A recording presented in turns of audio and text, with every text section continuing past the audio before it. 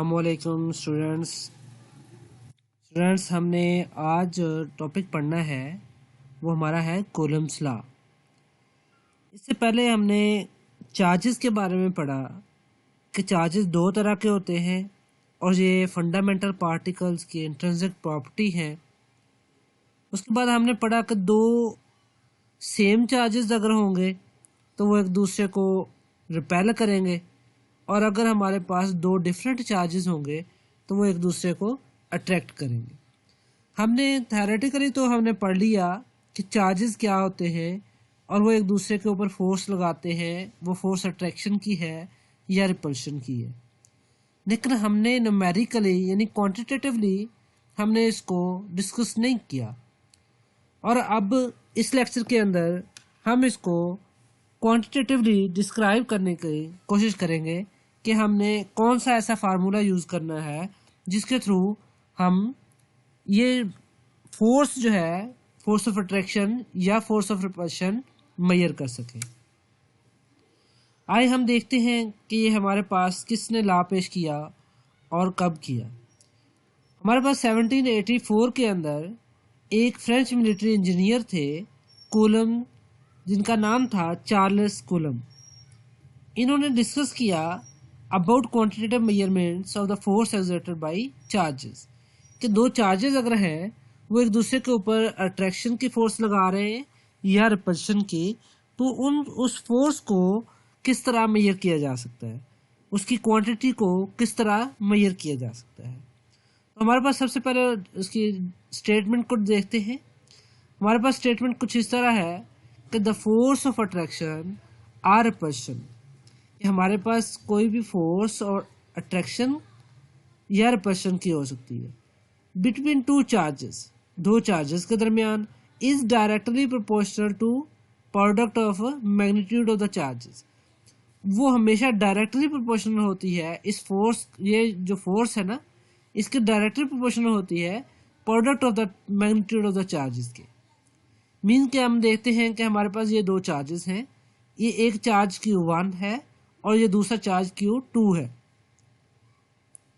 इसकी मैग्नीट्यूड जो है वो Q1 हम ले सकते हैं, इसकी मैग्नीट्यूड Q2, और ये Q1 जो है वो Q2 के ऊपर रिपल्शन की फोर्स लगा रहा है क्योंकि ये दोनों पॉजिटिव है और ये इधर को मूव कर रहा है F2 के तहत।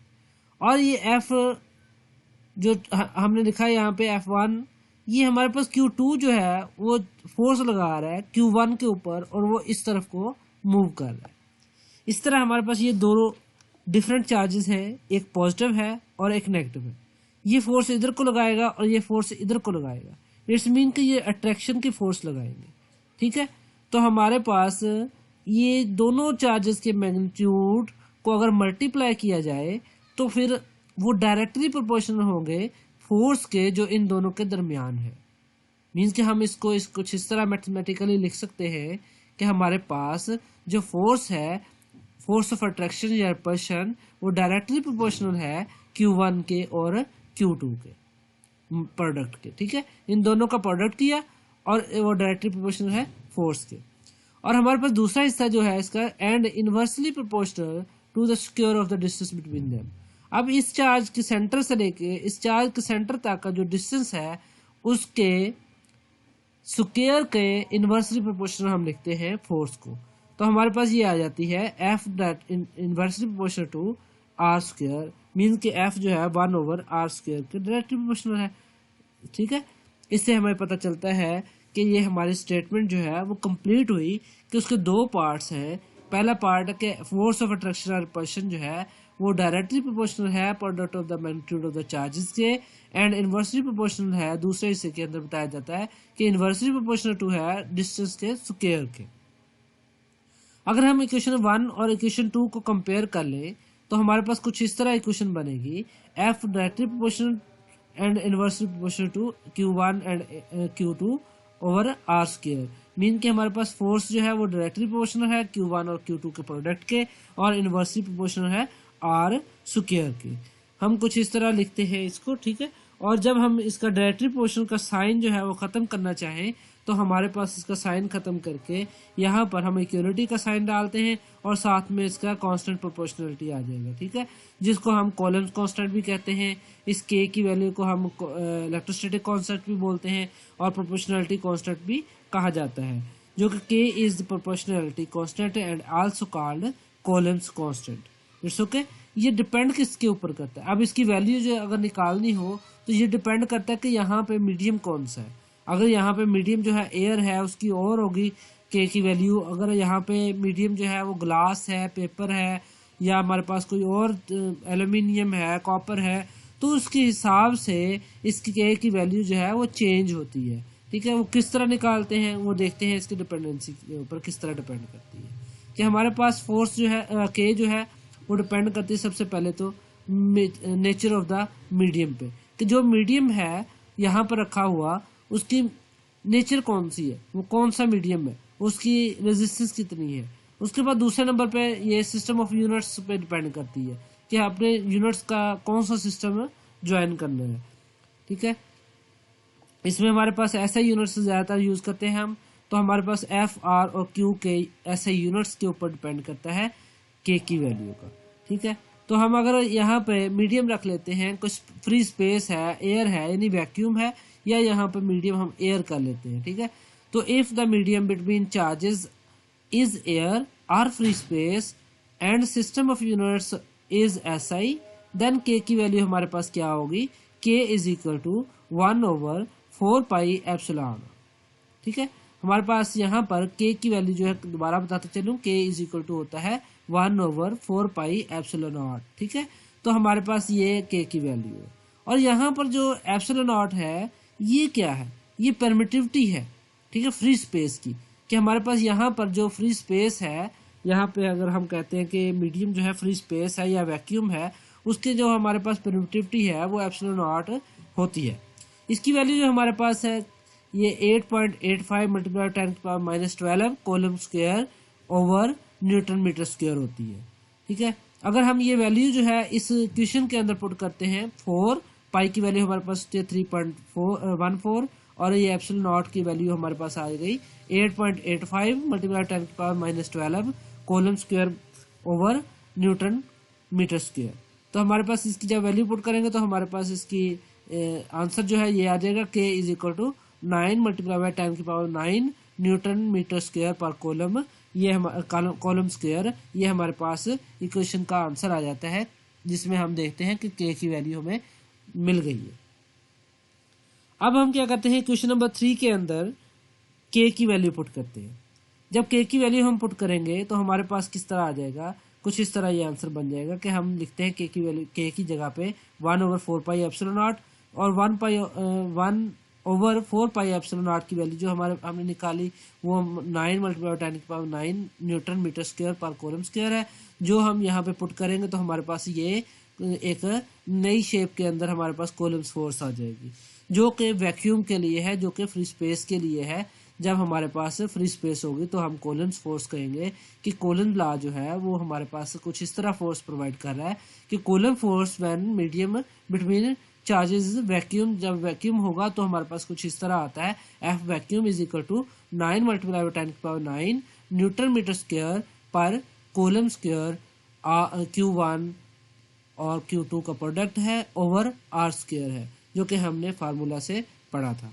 तो हमारे पास ये था कोलम्स फोर्स, ठीक है, when medium is free space, हमारे पास कोई भी मीडियम जो है वो फ्री स्पेस हो, इनके हमारे पास इस दो चार्ज के दरमियान मीडियम जो है वो फ्री स्पेस है या एयर है, तो हमारे पास फार्मूला कुछ इस तरह आएगा। It's okay. अब हम चलते हैं कूलम्स लॉ की वेक्टर फॉर्म की तरफ, कि हमारे पास कूलम्स लॉ की वेक्टर फॉर्म कैसे ड्राइव करते हैं। हमारे पास सबसे पहले हमें इल्म है कि म्यूचुअल जो हमारे पास कूलम फोर्स है, coulomb force is a mutual force, ठीक है। हम म्यूचुअल फोर्स भी इसको बोलते हैं और हम इसको लाइन ज्वाइनिंग फोर्स भी बोलते हैं। ये म्यूचुअल फोर्स किस तरह है और लाइन ज्वाइनिंग फोर्स किस तरह है, हम यहाँ पे डिस्कस करते हैं। हमारे पास सबसे पहले एक चार्ज हमने देखा कि Q है, Q1 का नाम है, पॉजिटिव चार्ज है, और हमारे पास दूसरा चार्ज जो है प्लस है, Q2 चार्ज है। तो ये दोनों सेम होने की निस्बत से एक दूसरे को रिपेल करेंगे। जब ये दोनों चार्जेस एक दूसरे को रिपेल करेंगे देन क्या होगा कि हमारे पास ये फोर्स जो है या Q1 के ऊपर फोर्स लग रही है Q2 की वजह से, और ये इसको इस तरफ को धकेलेगा, और Q2 के ऊपर Q1 की वजह से फोर्स लग रही है और ये हमारे इस सिमत को इसको धकेलेगा। इट्स मीन कि हमारे पास यहाँ पे देखें कि F12 लिखा हुआ है और F21 लिखा हुआ है। ये किस तरह आता है, हम इसको इसे एक रूल बनाते हैं अपने तौर पे कि हमारे पास F जो है ऑन बाई रूल के तहत हम ये लिखते हैं। ऑन मीन वो पहले वो लिखा जाता है नंबर जिसके ऊपर फोर्स लग रही है, और बाद में बाई मीन कि जिस जो काज बन रहा है, वजह बन रहा है फोर्स लगने की, मीन कि हमारे पास जिसकी वजह से फोर्स लग रही है, मीन के F ऑन बाई रूल के तहत हम लिखेंगे। यहाँ पे Q1 के ऊपर हमारे पास 1 जो है ऑन है, इनके Q1 के ऊपर लग रही है। 2 जो है हमारे पास क्या है, यहाँ पे फोर्स लगाने वाला चार्ज है जिसकी वजह से फोर्स Q1 के ऊपर लग रही है। तो हम कुछ इस तरह लिखेंगे कि F जो है 1 ऑन है जिसके ऊपर लग रही है, 2 है बाई जो लगा रहा है। हम कहेंगे कि फोर्स जो है 1 2 है, मीन के चार्ज 1 के ऊपर लग रही है चार्ज 2 की वजह से, ठीक है। उसके बाद हमारे पास यहाँ पे हम लिखते हैं इसको F21 जो है फोर्स एक्सर्टेड ऑन Q2 है और बाई Q1, मीन कि हमारे पास ये जो F21 है ये Q1 जो है Q2 के ऊपर फोर्स लगा रहा है, ठीक है। उसके बाद हम कहते हैं कि हमारे पास F12 जो है ये फोर्स एक्सर्टेड ऑन Q1 है बाई Q2, मीन्स कि हमारे पास Q1 के ऊपर फोर्स लगा रहा है Q2 चार्ज। तो हम इसको कहेंगे कि हमारे पास कौन सी फोर्स है, F12। तो हमने ये डिस्कस किया। अब हम कहते हैं कि हमारे पास ये दोनों ऑपोजिट डायरेक्शन में है, मैग्नीट्यूड तो सेम है लेकिन ऑपोजिट डायरेक्शन में। तो हम क्या इस तरह लिख सकते हैं कि unit vector R21 is equal to minus unit vector 1 2, means कि हमारे पास दोनों बराबर हैं लेकिन डायरेक्शन में सेम नहीं है। नेगेटिव साइन शो कर रहा है कि डायरेक्शन में सेम नहीं है, एक दूसरे की ऑपोजिट डायरेक्शन में है। तो लिहाजा हम यहाँ पे कहेंगे कि हमारे पास ये इक्वल है लेकिन ऑपोजिट डायरेक्शन में है। तो हम कुछ इस तरह भी लिख सकते हैं, फोर्स जो है हमारे पास 2 1, वो हम अगर कोलन फोर्स से ले 1/4 pi epsilon naught Q1 Q2 over R square into unit vector 2 1, ये हमारे पास आ जाता है। और अगर हम दूसरी फोर्स लिखें जो 1 2 पे है तो हम लिखेंगे 1/4 pi epsilon naught Q1 Q2 over R square और यूनिट वेक्टर 1 2। हमारे पास ये दोनों सेम है, ठीक है, लेकिन क्या हो रहा है, मैग्नीट्यूड्स के अंदर क्या है, ये डिफरेंट है, डिफरेंट पोजीशन पे है। तो हम इसको कुछ इस तरह लिखेंगे कि हमारे पास F21 is equal to F12, ये दोनों इक्वल हैं लेकिन माइनस साइन इसलिए लगाया गया है कि ये बता रहा है कि हमारे पास ये ऑपोजिट डायरेक्शन में है। ये देखें कि यहाँ पे भी आप देख रहे हैं कि हमारे पास F21 जो है इधर की जानब है और F12 जो है इधर की जानब है। तो हमारे पास ये दोनों क्या है, ऑपोजिट डायरेक्शन में है। सो हम लिख सकते हैं इस तरह। और आप अगर इसकी बजाय यहाँ पे देखें, अगर आप R21 के साथ माइनस लगाते हैं तब भी कोई गलती नहीं, यहाँ की बजाय इधर हम लगा लेते हैं तो भी हमारा वही मकसद है कि हमारे पास ये बराबर है लेकिन ऑपोजिट डायरेक्शन में। और ये माइनस साइन भी हम 2 1 के साथ लगा सकते हैं। इसका मतलब ये होगा कि ये दोनों बराबर हैं बट ऑपोजिट डायरेक्शन है। तो हमारे पास ये हम ये भी कह सकते हैं कि न्यूटन थर्ड लॉ को ये ओबे कर रहा है। किस तरह कर रहा है कि हमारे पास एक फोर्स जो है वो दूसरी फोर्स को टच कर रही है, यानी कि Q1 जो है Q2 के ऊपर फोर्स लगा रहा है। एट द सेम टाइम, उसी वक्त टाइम जाया किए बगैर Q2 भी Q1 के ऊपर फोर्स लगा रहा है, मीन के एक ही वक्त में फोर्स लगा रहे हैं। तो ये लाइन ज्वाइनिंग फोर्स किस तरह हुई, हम यहाँ पे हमने पढ़ा कि म्यूचुअल फोर्स है। और लाइन ज्वाइनिंग फोर्स किस तरह है, लाइन ज्वाइनिंग फोर्स इसलिए है कि यहाँ पर हमारे पास ये एक ही प्लेन के ऊपर अगर फोर्स लगा रहे हैं, यानी कि एक प्लेन के ऊपर पड़े हुए हैं, तो ये Q1 Q2 के ऊपर जब फोर्स लगाएगा तो इसी प्लेन के ऊपर आगे की तरफ वो मूव करेगा। अगर Q2 जो है Q1 के ऊपर फोर्स लगा रहा है तो वो Q1 भी जो है वो इसी प्लेन के ऊपर, इसी लाइन के ऊपर मूव करेगा, वो अपना रास्ता चेंज नहीं करेगा। हमारे पास जब हम इसका मीडियम जो है वो चेंज करते हैं, when an insulating medium dielectric is placed between the charges, हम क्या करते हैं दोनों चार्जेस के दरमियान में कोई डाइलेक्ट्रिक मीडियम रख देते हैं। पहले एयर था, अब हम कह देते हैं कि ग्लास रख दिया है या कॉपर रख दिया है, पेपर रख दिया है, एल्यूमिनियम की शीट रख दी है, तो उसकी वजह से जो उसकी परमिटिविटी मैंने कहा था कि उसके अंदर से चार्जेस के गुजरने को जो है परमिटिविटी कहते हैं। तो यहाँ पर जो इलेक्ट्रिक फोर्स इज रिड्यूस्ड उस मीडियम की वजह से, जो डाइलेक्ट्रिक मीडियम हम दोनों के दरमियान में रखा है, क्या होगा, फोर्स जो है वो रिड्यूस हो जाएगी by certain factor is called relative permittivity. जिस फैक्टर की वजह से हमारे पास फोर्स जो है वो रिड्यूस हो रही है, हम कहेंगे कि हमारे पास वो फैक्टर क्या कहलाता है, रिलेटिव परमिटिविटी। हम जरा इसको देखते हैं कि किस तरह हम निकाल सकते हैं। हम कहते हैं the force in the presence of dielectric medium is, हमारे पास जब डाइलेक्ट्रिक मीडियम होगा तब हमारे पास फोर्स क्या होगी, हम कहते हैं एफ मीडियम है is equal to 1/4 pi epsilon naught, और एप्सिलॉन आर लिख लिया। एप्सिलॉन आर जो है यहाँ पे हम देखते हैं कि इसको रिलेटिव परमिटिविटी को आर के साथ यहाँ पे डिनोट किया गया है। तो हमारे पास ये फार्मूला आ जाएगा किसी मीडियम के लिए, जब मीडियम जो है वो प्लेस्ड किया जाए दो चार्जेस के दरमियान में। उसके बाद हमारे पास हम इसकी वैल्यू अगर हम क्या करते हैं 1/एप्सिलॉन आर को कॉमन ले लेते हैं, बार बार साइड पे ले लेते हैं, तो ये सारे कंबाइन कर देते हैं, तो हमारे पास ये फार्मूला बन जाता है जो कि हमने पीछे पढ़ा है कि एफ वैक्यूम के इक्वल है।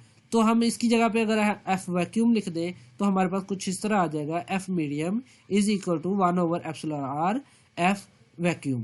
तो हमारे पास यहाँ से अगर हम रिलेटिव परमिटिविटी की निकालना चाहते हैं वैल्यू, तो हम क्या करेंगे, ये एप्सिलॉन आर जो है दूसरी साइड पे ले जाएंगे, तो एफ मीडियम जो है ये लेफ्ट साइड पे आ जाएगा।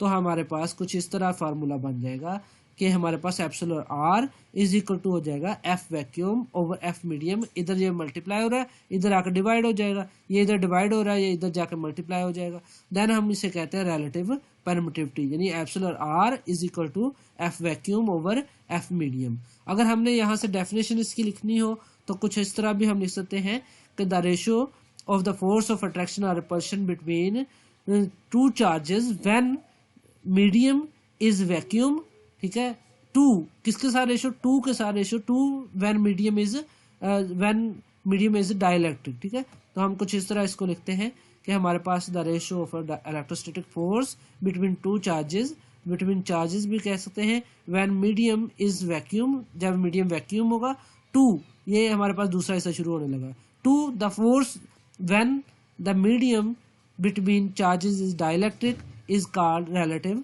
परमिटिविटी।